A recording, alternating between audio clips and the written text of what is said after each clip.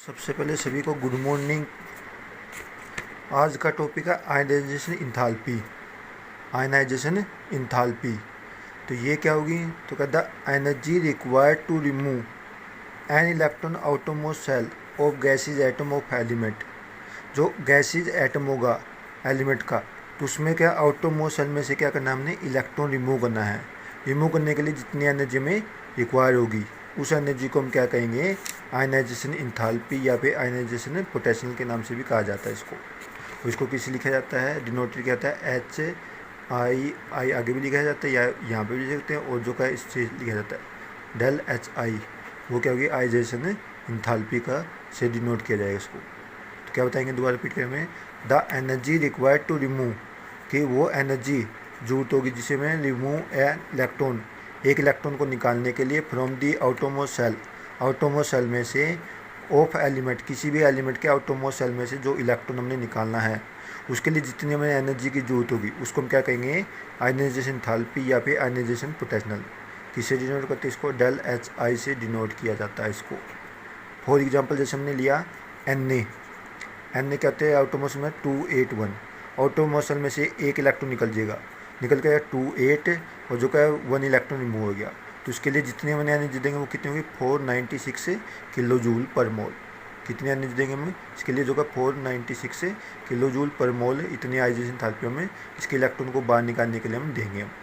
यदि जो का हमने क्या करना है, एक से ज़्यादा इलेक्ट्रॉन निकालने हैं, one more than one electron, एक से ज़्यादा हमने इलेक्ट्रॉन निकालने हैं, तो का electron remove from the outermost shell में से द एनर्जी इज कॉल्ड, जो का सक्सेसिव आयनाइजेशन इंथैल्पी, उसको हम क्या कहें, सक्सेसिव आयनाइजेशन इंथैल्पी के नाम से कहेंगे हम। तो उसको हम क्या कहें, सक्सेसिव आयनाइजेशन इंथैल्पी कहेंगे हम। जैसे फॉर एग्जांपल हमने लिया मैग्नीशियम में 282, तो Mg जो का प्लस पहले एक इलेक्ट्रॉन निकलेगा, तो एक इलेक्ट्रॉन निकल गया, तो डेल एच जो का इसको क्या है आई जैसे हम फर्स्ट कहेंगे, या फिर डेल एच आई 1, वो कितने हैं 796 किलो जूल होगी। और जब दूसरा इलेक्ट्रॉन रिमूव करेंगे Mg प्लस, जो का इसमें से दूसरा इलेक्ट्रॉन निकालेंगे, जो का दूसरा इलेक्ट्रॉन निकल डेल या तो HE2 लिखेंगे या फिर डेल HI2, इससे डिनोट किया, ये होगी 4, तो क्या 74 किलो जूल, ये सोडियम से कम होगी दूसरे इलेक्ट्रॉन निकालने के लिए। तो ये क्या होगी, इसकी सेकेंड आयनाइजेशन इंथैल्पी होगी। पहले तो कितने 496 है क्योंकि इसका साइज छोटा वो से, और जो का फिर उसके बाद दूसरा निकालें तो उसकी 474 किलो जूल होगी, वो जो सोडियम से क्या होगी वो इसे कम होगी। तो इसके बाद जो अगला है सिमिलरली इसी प्रकार एल्यूमिनियम में कितने होते हैं 283, 3 आउटोमोस्ट सेल में इलेक्ट्रॉन होते हैं। पहला इलेक्ट्रॉन निकालने तो Al पॉजिटिव और एक इलेक्ट्रॉन रिमूव कर दिया, डेल आ चाहिए इसकी हो गई 577 kilo joule, 577 kilo joule. Second electron निकालने तो क्या होगा Al पॉजिटिव, तो Al2 पॉजिटिव और एक इलेक्ट्रॉन निकल जाएगा, तो दूसरा निकल गया ये, तो डेल HI2 तो होगी 1795 किलो जूल। इतनी एनर्जी हम दूसरे इलेक्ट्रॉन को निकालने के लिए देंगे एल्यूमिनियम केस में। जब थर्ड निकालेंगे हम Al2 पॉजिटिव में से, जो का थर्ड इलेक्ट्रॉन निकलता है Al3 पॉजिटिव और एक इलेक्ट्रॉन निकाल दिया, वो कितनी हुई 27 से, तो क्या 58 किलो जूल, 2758 किलो जूल, इतनी एनर्जी हम उसको निकालने के लिए देंगे हम। तो इसमें क्या हुआ पता चला हमें कि जो पहले आयनाइजेशन इंथैल्पी तो वो तो क्या होगा कम होगी, जो सेकंड उससे ज़्यादा और थर्ड उससे ज़्यादा, मतलब जितने इलेक्ट्रॉन रिमूव करेंगे हम उतनी उसकी आयनाइजेशन इंथैल्पी क्या होगी, ज़्यादा होगी। तो ये थी उसकी ionization enthalpy, successive ionization enthalpy.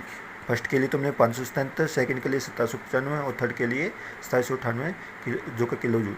यदि तीनों को जोड़ करें तो वो क्या टोटल इसकी आयनाइजेशन इंथैल्पी आ जाए 3 इलेक्ट्रॉन निकालने के लिए। अब इसके बाद आ गया फैक्टर, कौन कौन से फैक्टर इसको इफेक्ट करते हैं आयनाइजेशन इंथैल्पी को। तो सबसे पहले एटॉमिक रेडियस में क्या होगा कि जो है ग्रेटर द एटॉमिक रेडियस, जितना उसका एटॉमिक रेडियस का जो का साइज क्या होगा ज़्यादा होगा, ईजियर टू रिमूव इलेक्ट्रॉन हमारे लिए उतना ही क्या होगा, इलेक्ट्रॉन रिमूव करना आसान होगा। And smaller magnitude of ionization enthalpy, उतनी में आयनाइजेशन इंथैल्पी हमें क्या करनी पड़ेगी, कम देनी पड़ेगी। तो क्या होगा, जितना साइज क्या होगा बड़ा होगा उतनी क्या होगा इलेक्ट्रॉन से रिमूव करेगा, और उतनी आयनाइजेशन इंथैल्पी हमने कम देनी पड़ेगी।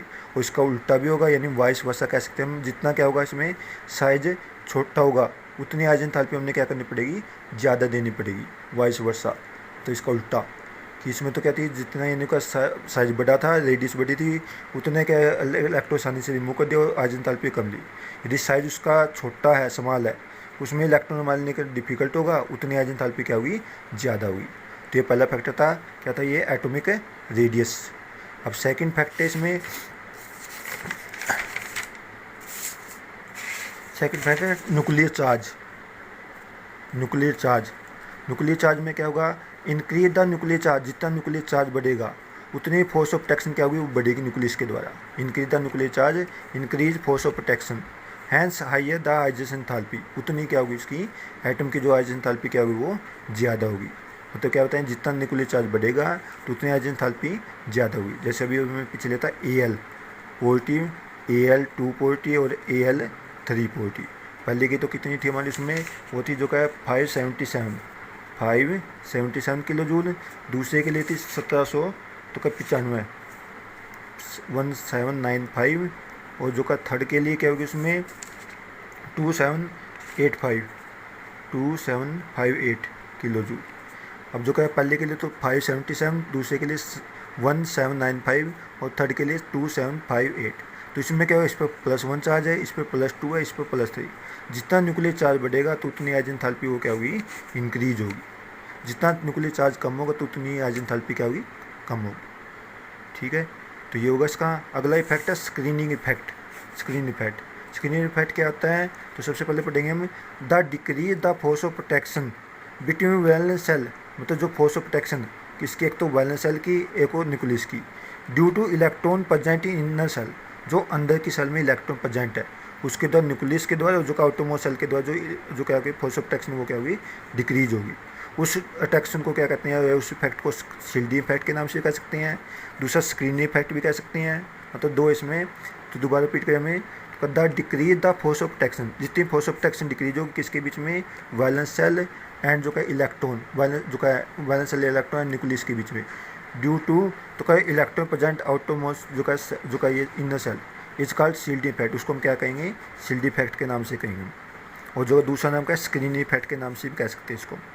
जितना स्क्रीन इफेक्ट ज़्यादा होगा, मोर स्क्रीन इफेक्ट तो लेसर है, तो का फोर्स ऑफ प्रोटेक्शन है डिक्रीज आ जाता है। मतलब ये क्या कहेंगे, जितना स्क्रीन फोर्स ऑफ प्रोटेक्शन जो है, सॉरी, स्क्रीन इफेक्ट ज़्यादा होगा उतनी जो का फोर्स ऑफ प्रोटेक्शन कम होगी, उतनी आइजेशन एंथैल्पी क्या होगी हमारी, वो कम होगी इसमें। तो अगला जो ये था स्क्रीन इफेक्ट। स्क्रीन इफेक्ट में क्या हो गया, जितनी जो का शील्ड इफेक्ट कम है, शील्ड इफेक्ट कम है उतने क्या होगा, लेसर फोर्स ऑफ प्रोटेक्शन होगा, उतने क्या है डिक्रीज आइजेशन एंथैल्पी होगी। तो अगला जो इसमें पेनिट्रेशन इफेक्ट। पेनिट्रेशन क्या होगा, force of protection between nucleus and orbital. तो इसमें तो क्या था, ये वैलेंस इलेक्ट्रॉन जो न्यूक्लियस में, इसमें क्या होगा, जो ऑर्बिटल है SPD F, ये 4 ऑर्बिटल होते हैं, न्यूक्लियस के बीच में जो अट्रैक्शन होती है, उस अट्रैक्शन के कारण जो इफेक्ट आएगा उसको हम क्या कहेंगे, पेनिट्रेशन इफेक्ट कहेंगे। तो जितना न्यूक्लियस के नज़दीक होगा, closer the nucleus, large force of protection, उतनी क्या होगी आइजेशन एंथैल्पी ज़्यादा होगी। तो सबसे नज़दीक कौन सा होता है हमारा, S ऑर्बिटल होता है, फिर क्या होता है P होता है, फिर क्या होता है D होता है, फिर F। सबसे नज़दीक कौन सा, क्या S, फिर P, फिर D और लास्ट में F। तो ये होगा इसका। तो जितनी क्या होगी न्यूक्लियस के नज़दीक होगा, कौन सा होता है, S ऑर्बिटल होता है, फिर उससे कम P, फिर D, फिर F। तो इस प्रकार वो आइजेशन एंथैल्पी इनमें डिक्रीज होगी, S की ज़्यादा होगी, P की उससे कम, D की उससे कम, सबसे कम F की। और जो अगला जो इसमें इलेक्ट्रॉनिक कॉन्फ़िगरेशन। इलेक्ट्रॉन कॉन्फ़िगरेशन है जो उसका कॉन्फ़िगरेशन पे डिपेंड है। हाफ फील्ड और ऑर्बिटल, एक तो हाफ फील्ड, इसमें क्या होगा, जैसे हम बताएं P3 D5 और जो का F7, तो ये हाफ फील्ड ऑर्बिटल है। और फुल फील्ड कौन से हो गए, S2 तो क्या है P6 D10 और जो का F14। इनके ऊपर का ये क्या होता है, स्टेबल इलेक्ट्रॉन कॉन्फ़िगरेशन होते हैं। मतलब हाफ फील्ड और जो का फुल फील्ड ऑर्बिटल क्या होता है, स्टेबल कॉन्फ़िगरेशन होते हैं। Most stable configuration difficult to remove. तो जितना स्टेबल कॉन्फ़िगरेशन क्या होगा, स्टेबल होगा, उतना ही इलेक्ट्रॉन हमारे लिए क्या होगा, उसमें से इलेक्ट्रॉन रिमूव करना हमारे लिए क्या होगा डिफ़िकल्ट होगा। आउटरमोस्ट सेल में से हाइयर आइजेशन, उतनी आइजेशन एंथैल्पी क्या होगी, ज़्यादा होगी। तो क्या कहेंगे हमें, तो जितना स्टेबल कॉन्फ़िगरेशन होगा उतनी क्या होगी, उसकी इलेक्ट्रॉन हमारे निकालने का डिफ़िकल्ट होगा, उतनी आइजेशन एंथैल्पी उसकी ज़्यादा होगी। सो एक तो हाफ फील्ड जैसे क्या P3 D5 F7, full field में क्या S2 P6 D10 F14। तो have high ionisation enthalpy the next element in D repeat, मतलब जैसे क्या है P3 के बाद क्या होगा P4, P3 की राइज एंथैल्पी क्या होगी P4 से ज़्यादा होगी P3 की कम ज़्यादा होगी और P4 की क्या होगी कम होगी। तो इसका रीज़न क्या होगा स्टेबल कॉन्फ़िगरेशन। तो इसमें स्टेबल कॉन्फ़िगरेशन उसके कारण क्या होगी इसकी राइज एंथैल्पी P3 की तो ज़्यादा होगी और P4 की क्या होगी वो कम होगी। क्लियर। तो ये था उसका क्या इलेक्ट्रॉन कॉन्फ़िगरेशन। इलेक्ट्रॉन कॉन्फ़िगरेशन एक बार रिपीट कर रहा हूँ, जहाँ पर हाफ फील्ड कॉन्फ़िगरेशन है या फुल फील्ड है वो स्टेबल होगा, स्टेबल होने के कारण वो उसके जो का इलेक्ट्रॉन निकालना मान लीजिए डिफिकल्ट होगा और जो का जिसके कारण उसकी राइज एंथैल्पी उतनी क्या होगी ज़्यादा होगी। तो इसके कारण जो मैं बताएंगे हमें जितना जो का मोस्ट स्टेबल इलेक्ट्रॉन होगा उतनी उसकी राइज एंथैल्पी ज़्यादा होगी। अब ये तो था इनके कुछ फैक्टर कौन कौन से थे, दोबारा रिपीट कर देता हूँ। एटॉमिक साइज में क्या था जितना उसका साइज क्या होगा बड़ा होगा उतनी राइज एंथैल्पी क्या होगी ज़्यादा होगी, सॉरी कम होगी। दूसरा क्या होगा न्यूक्लियर चार्ज, तो न्यूक्लियर चार्ज में कहता है जितना उसका न्यूक्लियर चार्ज ज़्यादा हो तो उतनी जो का फोर्स ऑफ अट्रैक्शन ज़्यादा होगी उतनी जो का राइज एंथैल्पी ज़्यादा होगी। तीसरा स्क्रीन इफेक्ट क्या था जो का फोर्स ऑफ अट्रैक्शन की इसके बीच में वैलेंस सेल और जो का न्यूक्लियस के बीच की इनर सेल के द्वारा, तो उसको क्या शील्ड इफेक्ट कहते हैं। तो उसमें क्या जितना जो का स्क्रीन इफेक्ट ज़्यादा होगा उतनी फोर्स ऑफ प्रोटेक्शन क्या होगी कम होगी, जिसके कारण उतनी राइज एंथैल्पी क्या होगी कम होगी। अगला पेनिट्रेशन है तो न्यूक्लियस के और ऑर्बिटल के बीच की जो अट्रैक्शन है उसको क्या कहते हैं पेनिट्रेशन इफेक्ट के नाम से कहते हैं। तो का एस ऑर्बिटल न्यूक्लियस के नज़दीक होता है, फिर पी डी फिर एफ, जिसके कारण उसकी राइज एंथैल्पी उतनी एस की तो क्या होगी कम ज़्यादा होगी, पी की उससे कम और जो का पी की कम होगी, डी की उससे कम और एफ की सबसे कम होगी। तो ये होगा पेनिट्रेशन इफेक्ट है। अगला इलेक्ट्रॉन कॉन्फ़िगरेशन है, उसमें क्या जो स्टेबल कॉन्फ़िगरेशन है जैसे फील्ड हो गया P3 D5 और F7 एंड जो क्या अगला क्या है जो का फुल फील्ड में क्या S2 P6 D10 और F14, तो इन पे क्या राइज एंथैल्पी ज़्यादा होगी जो नेक्स्ट एलिमेंट इन जो का इससे अगले एलिमेंट जैसे P3 से जो कि ज़्यादा होगी P4 से। तो जैसे हमने P3 ले लिया और ये क्या ले लिया 2P4, तो 2P की क्या होगी 3 की कम होगी ज़्यादा होगी और 2P4 की क्या होगी कम होगी। तो होगा इसका। अब इससे अगला एक इसमें थोड़ा रह गया variation in rise enthalpy in periodic table में राइज एंथैल्पी का क्या इफेक्ट है, यानी किस प्रकार बढ़ती है कम होती है।